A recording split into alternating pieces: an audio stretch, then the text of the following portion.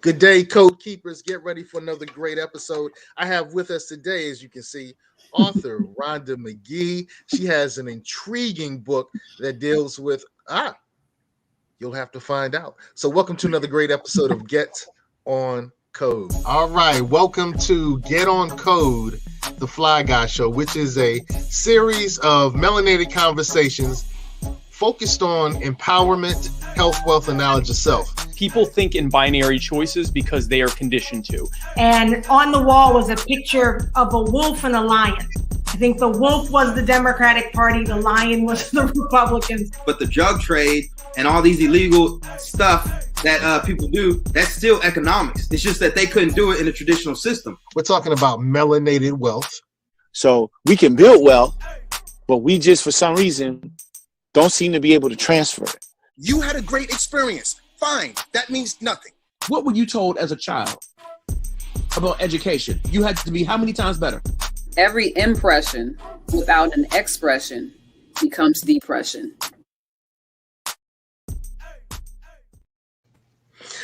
All right, coders, code keepers, good to have you back. We're going to have a really intriguing conversation on racial justice. Now, this is the Get On Code show where we focus on empowerment, and we're going to find how we can find empowerment through this concept of racial justice. So with us today, we have the great author Rhonda Magee, and the book that she wrote is The Inner Work of Racial Justice, Healing Ourselves and Transforming Our Communities Through Mindfulness. Now, I say we transform our communities through empowerment. Mindfulness might be a part of empowerment I had never considered. So, hey, welcome to the show. It's time to get on code. All hey, right. Rhonda, tell us a little bit about yourself. Where are you from? Where are you at right now? Thank you, my dear. So I am born and raised in the Southeast, born in a little town called Kinston, North Carolina, K-Town, for all y'all North Carolinians, Southeast Carolinians out there, but raised in Hampton, Virginia, and went to school at UVA forever, it seems, undergrad sociology, graduate degree in law school, and then came out to San Francisco to work as a lawyer, which I did for about 5 years, and then to become a law professor, which I've been doing for about 22 years. So I've been teaching at the University of San Francisco School of Law. And I teach ordinary law classes like torts and insurance law and immigration. But also I created a seminar on racism in American legal history. And we look at critical race theory, and we look at, the failure of the legal system to really root and upend racism. In the course of that, I started drawing more on my own mindfulness practice. And I ended up developing a course on mindfulness and lawyering and infusing some of the mindfulness work into the race-related classes about 15 years ago. And that led to the book and where I am today. Okay, well, you brought up the term mindfulness about 3 times. Yeah. So let's go deep. What is mindfulness? How does it heal? How does it help? Yeah. Oh, thank you. So,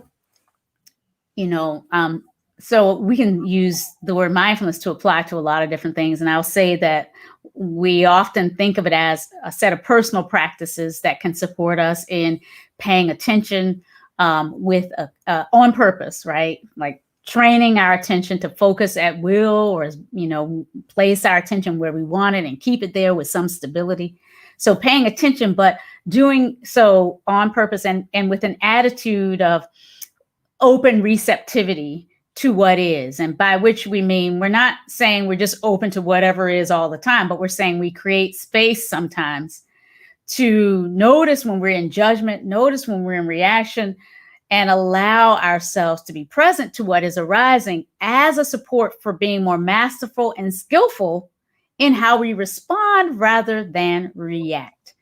And so mindfulness for me, it's the practices that support that kind of skill development of being present and being able to place our attention where we want at will and have access to a range of choice in terms of how we respond rather than react.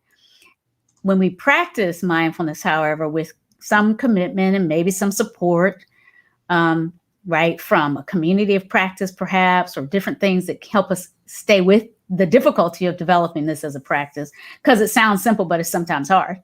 when we do that on a regular basis, it can help us develop a way of being with life and all of its challenges that is more resilient, that gives us regular access to the sources of power we have within ourselves, and can assist us in the predictable challenges of working together with other human beings. People stress, which can show up at any time when we're trying to do something in the world. Mindfulness can help us. It's been research shown to do that. So that's what I think of when I think of the word mindfulness. And lastly, I'll just say, as maybe I've alluded to already, I see it as not just this personal practice, but it's definitely a practice with external, interpersonal, and systemic collective ramifications. And we can talk about that too. But part of my work has been to help shift how we think about mindfulness, a bit away from the hyper focus on the individual, calming, stress reduction piece. That's important, but it's not the whole story. It's for being in the world, which is always a radically interconnected experience, and, you know, being more skillful as we move through the world. Interesting. Because when I hear mindfulness, and when others sometimes hear mindfulness, until I just heard your definition, I thought it was kind of woo-woo. You know, it was just kind of spacey out there. But you just shared it as a really effective tool, and you talked about the word systemic. And so, you know, within the last 3 to 5 years, whenever you hear systemic, you think racism. So you mentioned earlier that there were some failures in our government practices to address racism. Yeah. Tell us about those failures in our American system. Yeah. Oh, wow. Well, you know, where do we start? I mean, I guess the first part is just to say that you know, the system was created to maintain a certain kind of racial hierarchy, I think. And I think, you know, if we look at our history, if we look at the unvarnished truth of it, this is not the only thing it was created to do, but it certainly was really dug in to supporting a system of privilege for folks who are identified as white, and disadvantage for people who were identified as Black.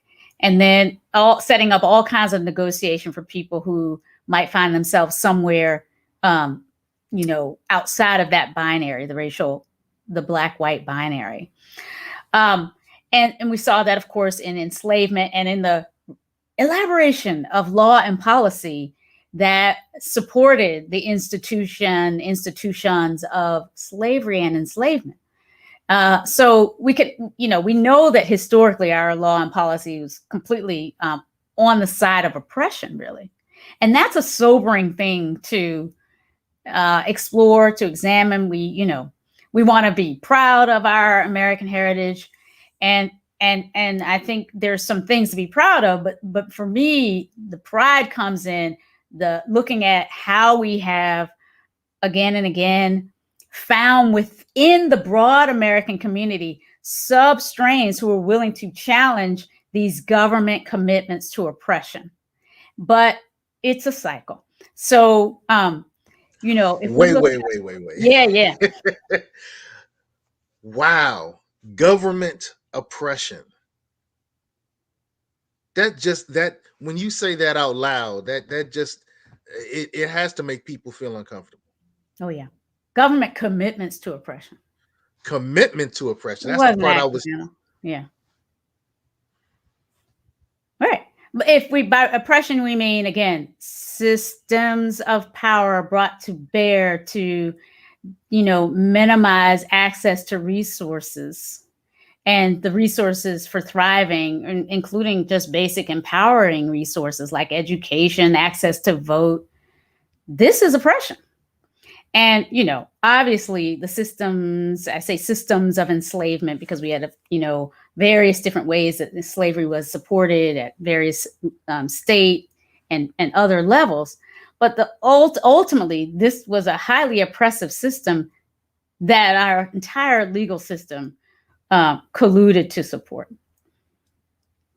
And not just our legal system, but all of our major institutions colluded. I mean, and by which I mean, you know, you can just look at the history. You can just, it's not it's not my spin on it. It's so in my classes on race and American legal history, of course, we look at the law of the colonies, colonial laws in Virginia, in North Carolina, Florida, right? The early settler cultures and that became the foundation states, the original states that sent those to the constitutional conventions to draft and ratify our Constitution, right? All of them were kind of just deeply committed to, there was enough deep commitment to slavery that, we had to make some compromises with the slave states to be able to even enact a constitution. But those compromises were just baked into the foundation.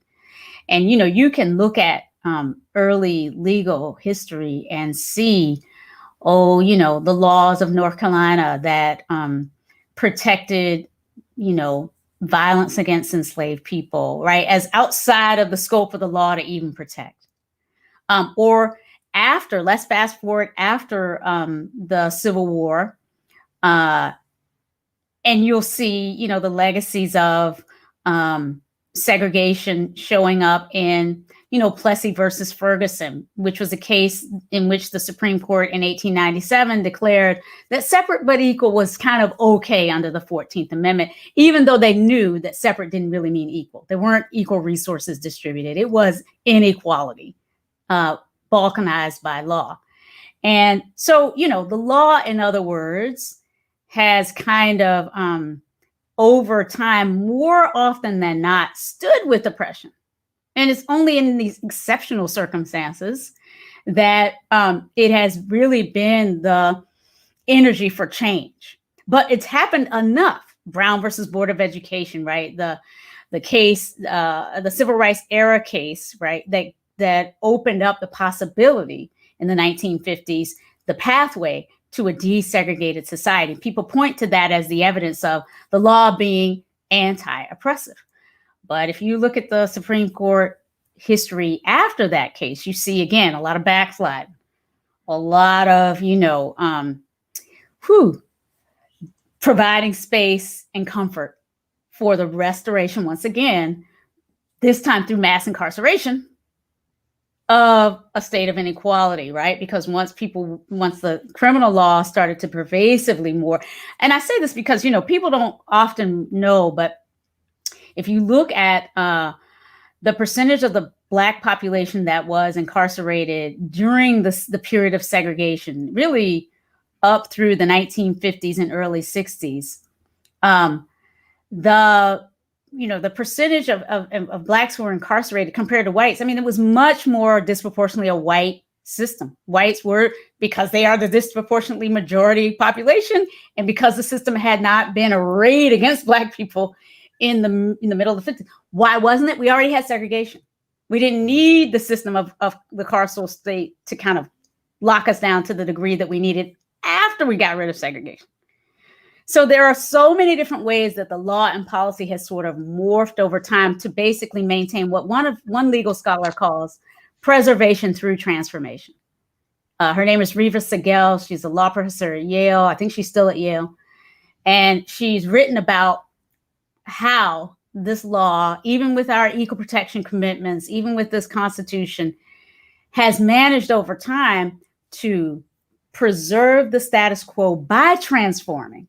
It maintains the hierarchy by moving. Oh, slavery won't work anymore. Okay, we're going to do segregation. Oh, segregation is illegal. All right, let's do mass incarceration. Whoa. The outcome is the same. The outcomes are the same. A small percentage of Black folk across our history have been able to break through. So there was, Frederick Douglass, who literally broke the shackles of enslavement and became this international rock star, human rights abolitionist, right? There have always been people breaking through, like, Thurgood Marshall in the period of segregation, becoming this rock star, arguing cases to the Supreme Court, and now there's Oprah and Obama, and people point to those two as if, look, that means the system is open. Well, there have always been a small percentage because, right? So really, this system does a good job of maintaining the racial hierarchy. And it's a painful thing to have our students look at. But when we look at it, and we just look at the history and they come to see that, when you really look at this history, there's really no argument there.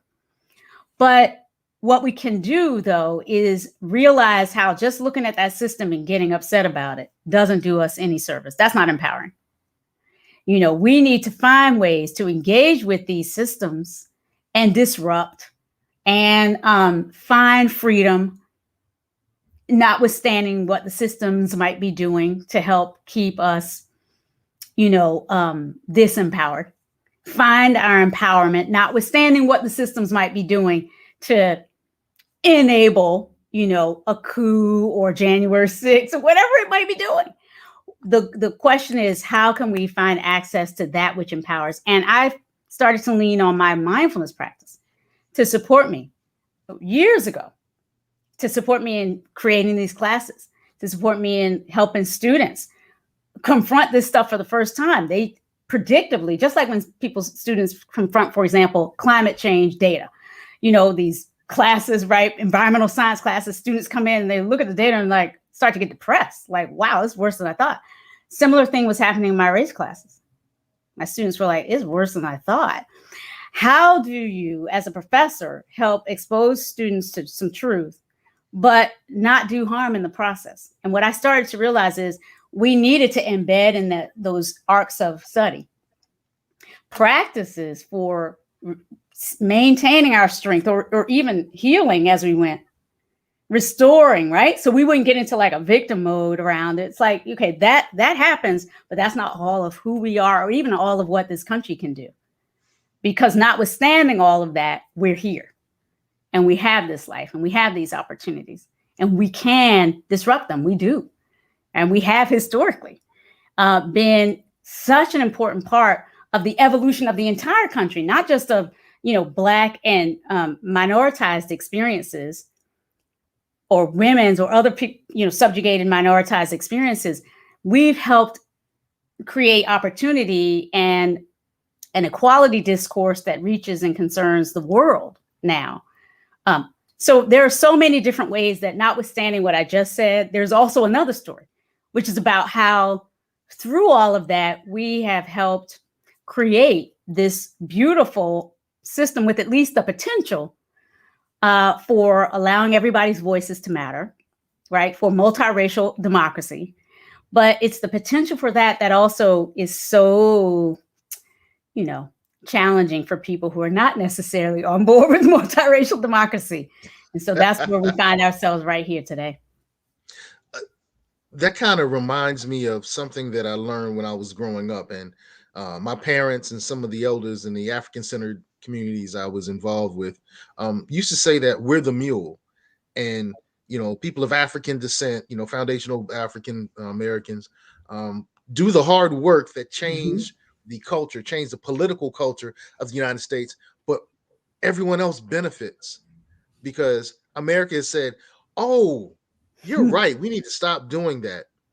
And now we're going to help somebody else. And we're going to give them more resources and we're going to ignore you.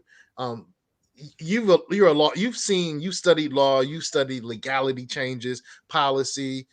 Is there truth to that? Or were my parents just hating? Were they teaching me to be racist? Were they teaching me to hate white people? Yeah. It's really interesting. I think the challenge is to be able to see what our history can tell us without taking the bait of predicting that necessarily what history has shown us is, is the way of the future. In other words, that's where mindfulness comes in, actually, my brother. It's like being able to see the truth and see patterns. It is undeniable that some of the battles that emerged out of the Black experience have led to freedoms that, white women were able to access the vote certainly before Black men, really, in effective numbers.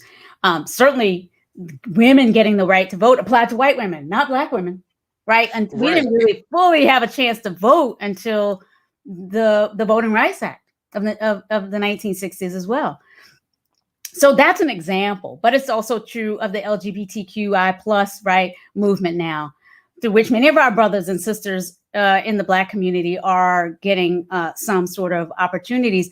But yeah, the law that they're using to open up those doors was, builds on the struggle for equal rights that Black folk have been laying the groundwork for and achieving, some, precedent for under law and under constitutional law that other people have then leaned into and used to amplify their cause. So it is true, but but the piece that I would say is we also benefit from those things. The problem is we don't benefit as much as we might, because this pattern repeats itself of finding a way to maintain this hierarchy whereby a lot of us have to struggle more than we should. But again, the good news is,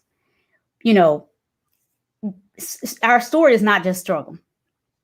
We are here. And at this moment in particular, with technology being what it is, with opportunities being what they are, we can access, ways of disrupting. And, I'm an example of it. Like, I was born into a, poor, let's just name it, family in North Carolina where, none of my family had gone to college before me. Like, I was totally a first generation college, let alone graduate student, let alone 2 graduate degrees, let alone mindfulness teacher. And, now I've spoken before the parliament in the UK on this theme and other themes.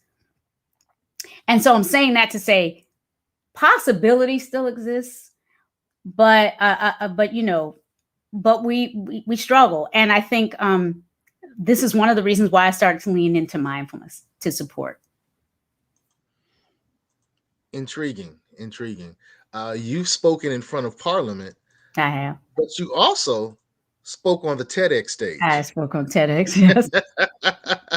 So, I'm watching your YouTube video where you got it. Well, the TEDx YouTube video where you got a chance to talk. And I have to admit, this video really kind of blew me away. I was so excited after watching this video. And this was just 2020.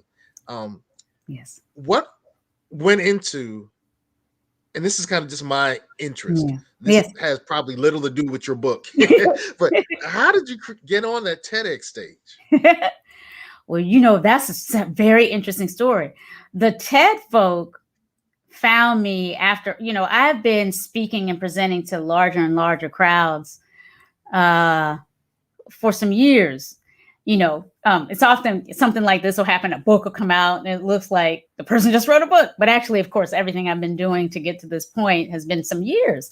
So I started to speak about some of the ways that I was bringing mindfulness into my classroom to help us, upend some of the patterns around racism and really make the most of our lives and our opportunities, right? Give ourselves, reclaim our power and sort of make the most even in systems that are hard. And so I'm speaking about that and presenting about it. And people started asking me, first of all, do you have a book? You should have a book. Where's your book? I thought I heard you say you had a book. So I started working on a book. But also what happened was the TED folks found one of my talks, actually, and asked me if I were interested in giving a talk. But here's the interesting thing, back to what I've been talking to you about, this theme of this talk. I hope I'm not, well, let's just say, there had to be some conversation about what the topic would be.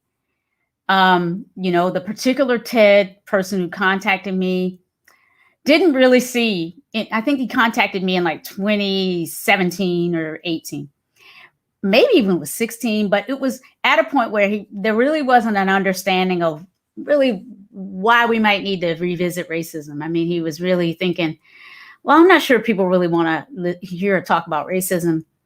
And then he also wasn't sure people necessarily want to hear talk about mindfulness. So we had these conversations about, well, what would you present? And I'm like, well, those are the things I do. That's what I do.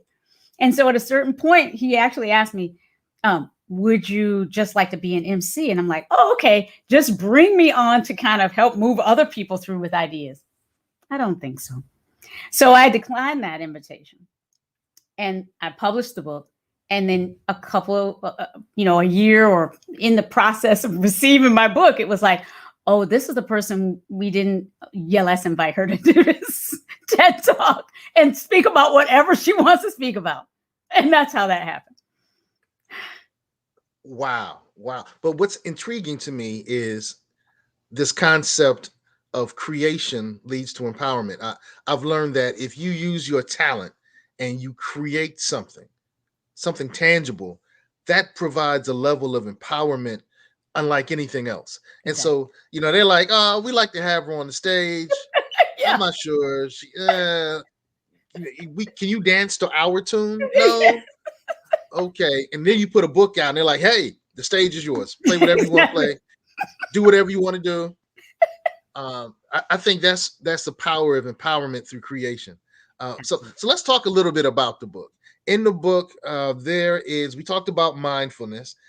In the book, you mentioned that the civil rights movement made racism harder to see and name. All right, you got to go deep into that. Let's go. And it's sort of a little bit what I was mentioning before, but when you, as a civil rights movement, are focused on disestablishing segregation and literally white and black signs on water fountains, and you succeed in doing that, some people see that change as by itself the full transformation. We did it. And I've heard that from people that, didn't we have a civil rights movement? And if there is still inequality, since we got rid of the separate but equal and segregation, doesn't that mean it's really just kind of the fault of people who are not working hard enough? Isn't it the fault of your culture? Isn't it the fault of, is it really racism? Is it just that you just can't compete, right? So this is what I mean to say, because the way we were trained to think about racism as these intentional, discrete acts, where one person would bring a particular intentional racist act and policy and put it online and, and reenact slavery. We were trained to see racism as this sort of intentional policies and practices. And that made it harder to see, when the law was no longer race specific, it's technically race neutral, but there's a much harsher penalty, for example, for possession of the same amount of cocaine in crack form versus cocaine in powder form. And that's just one example of a race neutral. There's nothing in there that says we're going to over incarcerate Black people. But if you know that crack is a kind of form of cocaine that is disproportionately sometimes available or was made available, if you will, in communities that were disproportionately Black, and powder cocaine was the kind of cocaine disproportionately found in other places and maybe the suburbs and maybe white communities, having a facially neutral law that led to much harsher penalties for possessing the same amount of cocaine in crack form is an example of a kind of race neutral policy that has a racially disparate impact. And the civil rights movement, because it trained us all to be looking for explicitly racist people, practically wearing hoods, right? And really clearly establishing the intentionally racist outcomes as their goal. It made it harder for us to see these more subtle ways that law and policy can, again, effectuate the same impact in terms of the racial hierarchy, even though the law has changed. And now, so that meant that, systemic racism and unconscious racism was harder to ferret out or to address. Now, of course, we're seeing a rise once again of more explicit racism, right? We're seeing people feeling more comfortable and free to just speak explicitly about their biases against certain types of people and for other types of people. So it's not that we ever, that explicit racism ever went away. It hasn't. But yes, in some ways, the civil rights movement made it harder for us to see the subtle ways that racism can persist even after you've had, success in creating a Voting Rights Act, which, as we all know, we're now having to rewrite because we thought, we were done with needing a Voting Rights Act, right? The Supreme Court had decided some years ago in the Shelby versus Holder opinion, 2013, I believe. They have to double check that year. But in Shelby versus Holder, the Supreme Court decided we've gotten to the point where we don't really need to really oversee voting rights and to ferret out racism in the process by which people are having access to the right to vote, and states are setting up voting systems. And now we're starting to see we pulled back some of the protections on the right to vote probably too soon, because at the minute the Supreme Court got the ink dry on Shelby versus Holder, various states started to try and enact the kinds of barriers to access to voting that were akin to what we saw before the civil rights movement. So this is what I mean by the success of the rights movement took our feet off the accelerator a little bit, or made us all a little bit kind of comfortable, not as able to see and track how racism kind of morphed into something that we still needed to worry about, but we need to look at it a little bit differently. And so here we are. Wow, we've been learning from Queen Rhonda Magee, author of the book, The Inner Work of Racial Justice, Healing Ourselves and Transforming Our Communities Through Mindfulness. I just found the book on Amazon. I actually ordered it, so I was hoping it would arrive by today. It hasn't, so I'll let you know as soon as I finish it, but I'm looking forward to it. Everyone else should pick up their copy at your local bookstore. Buy local first. And yes. If there's no local, go ahead and go to Amazon. Yes, and by the way, there's also the audiobook, just to say, in case folks prefer to just listen, have me guide some meditation, support you in that. I read the audiobook myself, so I'd love it if folks, found that preferable to go ahead and check out the audiobook from Audible. Oh, that's beautiful. That's so for people, like myself, who sometimes may have a challenge in reading, we can listen and learn from you. Yes. All right. One last question as we close. The show is really focused on empowerment. And one of the things that I've been really trying to focus on with empowerment is how do we make intentional generational change? And I know we're up against a hard stop, so I'm not going to ask anything after this. What have you done differently than the generations that preceded you? Yeah, I love this question. I can only look, I hesitate to compare myself to all in the generations that have preceded me, because I think, our generation's got us here. It might not have been exactly the path that we wanted, or, and it's not been easy, but they did some things right to get us here. And some people in those generations certainly did. So, I certainly know that I've benefited from my elders and their teachings in terms of looking at ways to strengthen my own agency, my own power, to start my day with a commitment to my own well-being. And so I'm going to say that's partly a teaching of my grandmother, because if you read my book, or listen to me, I was born in a Christian household where I had a grandmother who really did start every day before dawn in her own centering prayer and her own sense of purpose. It was Christian based, but it had something in common with the kinds of commitments that I make using mindfulness. So there was someone in my family that helped me see the value of this. And then there were other people who didn't so much. But I think the beauty for us is the opportunity for all of us is to look for the highest and best that we know is in our own traditions in the prior generations. Because again, it's there or else we wouldn't be here. And choose, make a commitment to making the most of the opportunities that we have. And to me, this kind of mindfulness-based awareness and compassion practice is a support for that, but it's not the only way. I mean, the key is what you're talking about here, brother, which is just finding our own path to empowerment. Whatever that looks like for us, let it be the call for us at this time to make the most of the opportunities that we have. Beautiful. Well, you've been watching Get On Code, and I think you need to get on your way. I gotta go. Another interview coming up. So, hey, thank you, and we're definitely going to be in contact. We've been listening and learning from author Rhonda V. Magee, the author of The Inner Work of Racial Justice, Healing Ourselves and Transforming Our Communities through mindfulness. So get on code, y'all. Get on code. This show was brought to you by Positive Vibes Incorporated, our consulting services.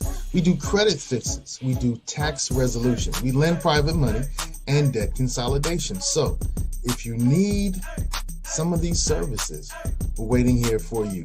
Credit fixes, tax resolutions, private money, and debt consolidation. Make sure you call Positive Vibes Incorporated.